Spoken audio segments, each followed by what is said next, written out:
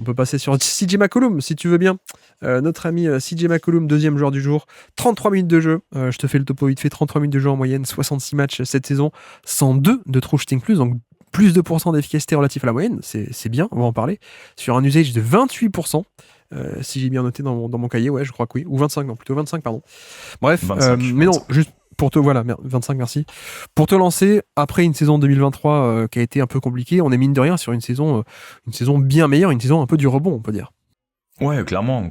Après, il faut pas. Je vais faire un rappel collectif à chaque fois, mais moi, CJ McCollum, j'ai pas envie de l'amalgamer avec la frustration générale que j'ai pour ce collectif de la Nouvelle-Orléans, Ouais. qui est. Et il faut pas encore amalgamer avec Dejounte Murray. Tu vois, Dejounte Murray n'existe pas encore dans ce monde-là, donc on va faire fi. Non, super saison pour CJ McCollum. C'est vrai je pense qu'on l'avait peut-être un peu enterré en fin d'année dernière, où effectivement la saison dernière était pas bonne du tout en termes d'efficacité. La défense, on va en reparler, mais la défense était dans la continuité de ce qu'elle est depuis 10 ans, c'est-à-dire pas bonne. Donc t'avais finalement un scoreur pas efficace, pas de défense, de la création, mais un peu par défaut, parce il avait beaucoup la balle en main, donc forcément il y avait un petit peu de playmaking. Et puis cette année, mine de rien, avec Zion Williamson qui joue beaucoup de matchs, Brandon Ingram qui est là aussi, bah on a un CJ McCollum, et c'est ça que je trouve intéressant dans son profil. CJ McCollum peut-être dans un rôle un peu nouveau. Tu sais, lui qui nous avait vraiment habitués à être un porteur de balle principal depuis son départ de Portland, ou même pendant les blessures de Damian Lillard à Portland, un mec qui avait quand même beaucoup la balle en main. Et cette année, bah mine de rien, son usage, tu l'as dit, il est à 25. C'est le niveau le plus bas depuis, moi je m'étais noté depuis 2015. Tu vois, donc 2015, c'était l'année de son explosion. Donc il a un peu moins la balle en main. Et par contre, du coup, il a un rôle plus en spot-up. Et bah du coup, il faut en parler. Tu parlais de son efficacité qui a augmenté, mais c'est parce qu'il nous fait une saison historique à 3 points. Il est à 43% de réussite globale sur un gros volume. Il prend presque 10 3 points par 75 possessions, donc c'est dans le 95e pourcentile. Il a 43% en catch and shoot avec un super volume, et parmi les joueurs qui prennent plus de 3 pull-ups à 3 points par match, c'est le meilleur pourcentage, à 43% aussi. Donc il nous fait une super saison à 3 points qui sauve un petit peu le fait, ces lacunes historiques qui sont que il finit pas bien au cercle, et déjà il y finit pas souvent, il provoque pas de faute, et il garde cette capacité à être un bon joueur de mid-range, mais voilà, ça a toujours été comme ça. Oui, je suis totalement d'accord. Comme tu dis, 43% à 3 points sur 8 tentatives par match, c'est pas mal, ça aide bien. D'ailleurs, sachant qu'en carrière, il shoot autour des 40%, je crois, en carrière. Donc voilà, on a vraiment affaire à un shooter d'élite qui fait une très bonne saison, donc on est un peu au-dessus de ses standards habituels, je veux dire, mais c'est rassurant par rapport à l'an passé où en fait on avait vu, bon, il est pas si vieux que ça non plus, mais je veux dire, il a pas 27 ans, quoi. Il commence à aller à 33, 34, je crois, de mémoire, parce qu'en plus il se fait drafter plus tard en 2013, 30, voilà, 33 dans 10 jours. Voilà. Et donc voilà, l'an dernier, on avait cette panne d'efficacité qui était assez énormissime et on savait pas trop quoi en faire, quoi. Alors, il y avait aussi la blague de bon, il fait une mauvaise saison parce qu'il avait passé des mois plutôt qu'à jouer au basket à négocier le CBA, tu sais, comme il est président du syndicat des joueurs, il négociait avec les propriétaires le nouveau CBA, l'accord collectif. Donc ça, c'est un peu la blague, mais à quel point c'était vrai ou pas, tu sais, un peu comme à l'époque Gérard Piqué qui était mauvais avec Barcelone, mais parce qu'en fait, il passait ses nuits à négocier pour faire le nouveau tournoi de tennis ou je sais pas quoi, enfin que des trucs de business, quoi. Mais bon, bref, quelles que soient les raisons, en tout cas, on restait sur une saison qui était largement inefficace. Tu vois, on était à moins 7% relatif à la moyenne. Donc 93 de true shooting plus, moins 7%, c'est quand même énorme, hein. C'est pas, on est un peu en dessous, c'est quand même énorme, moins 7%. Et là, on est de nouveau au-dessus de la moyenne à plus 2. Donc voilà, on retrouve un peu les standards habituels et ça fait du bien. Et comme tu dis aussi, on a en plus cet aspect de diversification que j'aime bien, avec un aspect qui est le passing qu'il a développé depuis qu'il a quitté un peu Portland, parce que le McCollum du début, c'est pas du tout un passeur, hein, même pas trop, et ça on le voit plutôt pas mal aux Pelicans, cet aspect de bah ouais, ça devient un peu un porte de balle un peu plus complet, qui peut aussi, alors c'est pas la folie, mais c'est au moins des basiques de pick and roll, c'est un peu de altruisme, un peu de driving kick parfois, ou voilà, c'est un peu de création secondaire au moins.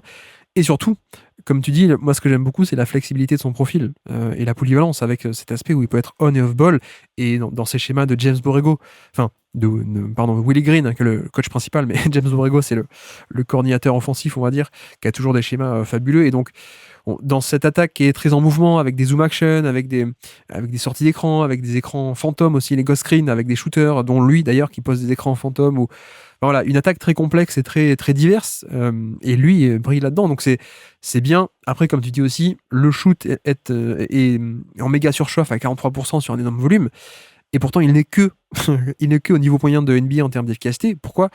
Parce qu'il va peu au panier, quand il y va, c'est pas cata, mais on est plutôt moyen mauvais, quoi, tu vois, au niveau des drives, on est... Cette année, on peut le dire, hein, c'est cata. Il est à 50% de réussite au cercle. Alors sur les drives, ça doit être un peu mieux, parce que ça prend le flotteur, mais au cercle pur, c'est ça, ouais. 51% de réussite. C'est dans le 5e pourcentiel. Exactement. Grâce à son flotteur, il sauve un peu Ouais, quelques points d'efficacité au drive, mais tu vois, on est encore...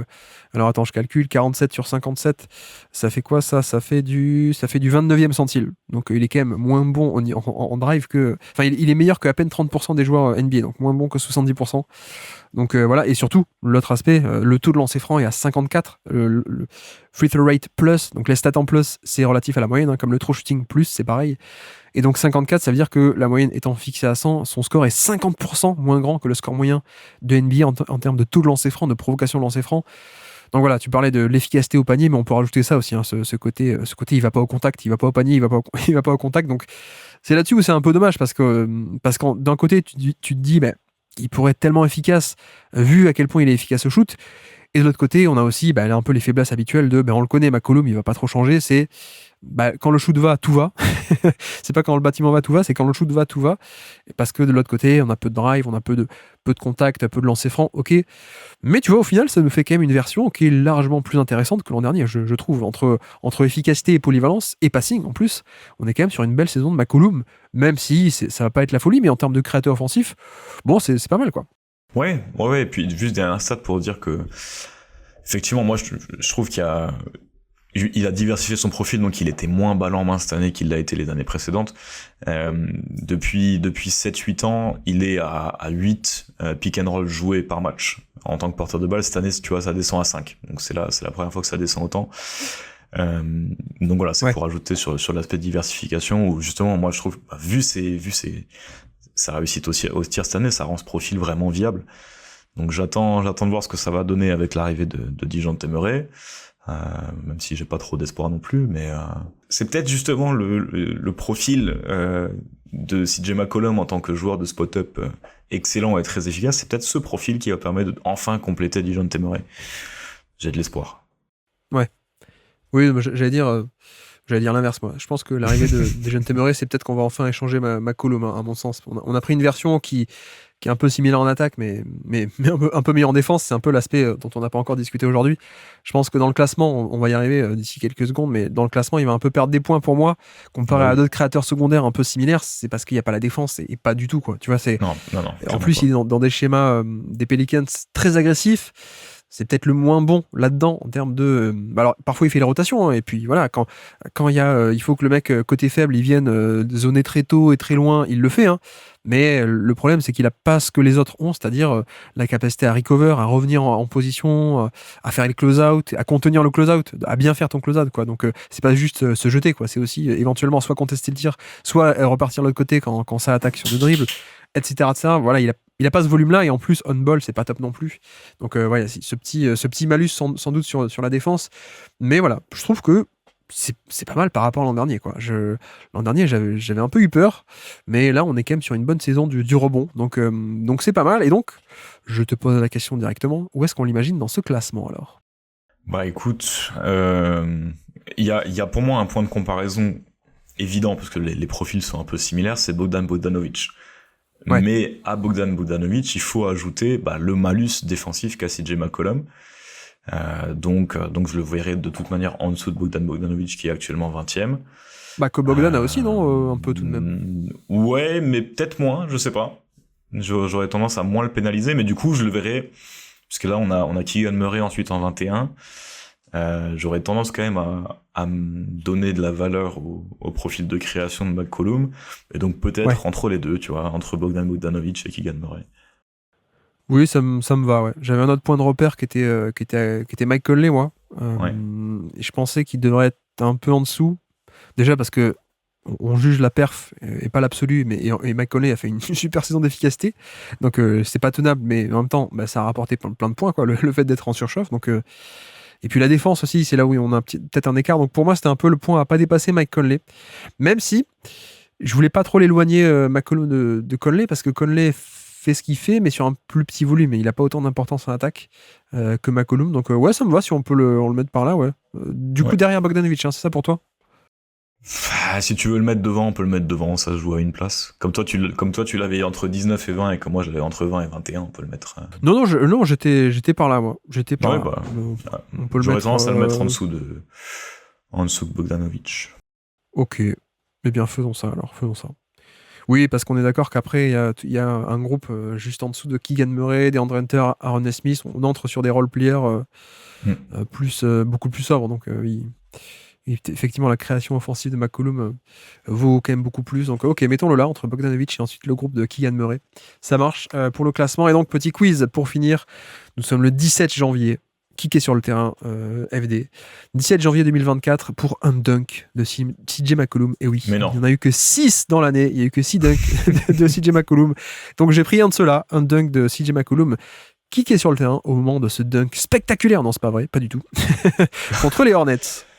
C'est les dunks à la Tony Parker, c'est en contre-attaque. C'est un peu ça. Il regarde 3 fois derrière lui pour voir s'il n'y a pas un défenseur qui le suit, pour savoir s'il peut le tenter ou pas. Attends, donc là tu m'as dit, on est quoi? On est en janvier? 17 janvier contre les Hornets. C'est toute l'info que j'ai, je peux pas savoir si... Ouais, ok, bah écoute. Ah, il faut que je dise les Hornets aussi, ou juste les Pelicans? Eh oui, qui est sur le terrain? Oh, Attends, il faut quand même que tu aides nos auditeurs à se remémorer cet instant marquant de la saison. Très bien. Bah écoute, du coup on a CJ McCollum, ça je suis presque sûr. Tout à fait. Et du côté des Pelicans, qu'est-ce qu'on peut avoir? Brandon Ingram? Oui. Zion? Oui. Alors si on a Brandon Ingram, Zion, Valanciunas? Valanciunas. Et le dernier, il y en a qui le fument, même si au final il est tellement bon en défense que il y en a très peu qui le fument. Il y en a qui le... Attends, tu me parles de Valanciunas? Non, je pense le dernier, c'est un jeu de mots. Qui le fume? Mais pourtant, c'est paradoxal, vu sa défense, justement, personne n'arrive à le fumer. Bah oui, bien sûr, excuse-moi, Air Jones, oui, elle est très bien, elle est très bien. C'est scandaleux comme jeu de mots, non? Oui, elle est bien, elle est bien. Je m'excuse, chers auditeurs. Donc ouais, voilà, tu vois, niveau Pelican, ça va. Et donc, maintenant, on va s'amuser. Qui est sur le terrain côté Hornets? C'est là que ça devient marrant. Donc on va avoir Mark Williams. Non, c'est l'autre.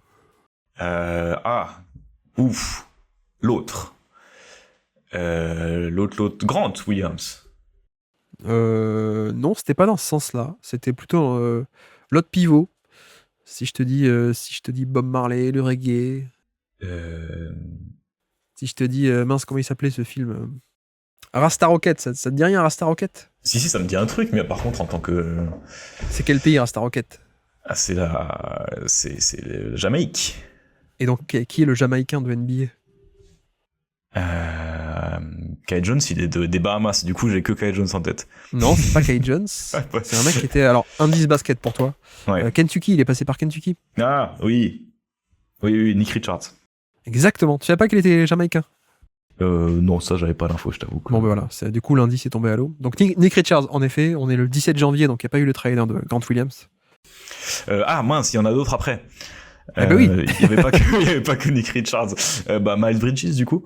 Oui, tout à fait. Ok, Mason Greenwood. Ah, pardon, excuse-moi. Association d'idées. Tu vois, comme on a dit son nom plus tôt. Brandon Miller. Pas sur le terrain, non. Pas à ce moment-là. Ouais. On est avant la trade deadline, donc il y a encore un mec. Il y a un mec qui est parti en Floride. Mec qui est parti en Floride. Un des frères Martin? Alors, je pensais pas à lui, mais oui. Lequel? Ok. Du coup, c'est pas l'autre, c'est Cody. C'est Cody Martin, oui. Non, mais Okay. je dis, il y en a un qui a été échangé à Miami contre la légende Kyle Lowry. Ah, Terry Rozier, oui. Exactement, Terry Rozier, ouais, okay, tout à fait. Donc Terry Rozier Cody Martin, Miles Bridges, Nick Richards et Et c'est quoi? Donne-moi le poste. le poste, il est un peu comme ton joueur préféré. Oula, j'en ai trop des joueurs préférés. Ton joueur préféré à Denver. Donc un poste 3-4 super efficace, un des meilleurs scoreurs Non, de... au niveau du nom, c'est comme ton joueur préféré à Denver. Oh là, tu m'as perdu. Carmelo, Anthony. Non, FD, t'es pas en forme, FD. Ah, désolé, là... C'est qui mon joueur préféré à Denver? Carmelo. Melo. Ah, bah oui, mais je pensais qu'il était blessé, lui. Ah bah oui, la Melo Ball, d'accord, excuse-moi. Oui. La Melo Ball, oui, évidemment. C'est quoi, j'étais tellement persuadé qu'il était blessé que j'allais même pas prononcer son nom pour dire, mais je savais qu'il était blessé, il était pas blessé. D'accord. Bref. Bon bah super. Plus jamais. On a passé plus de temps sur ce dunk que McCollum, même quand il l'a fait.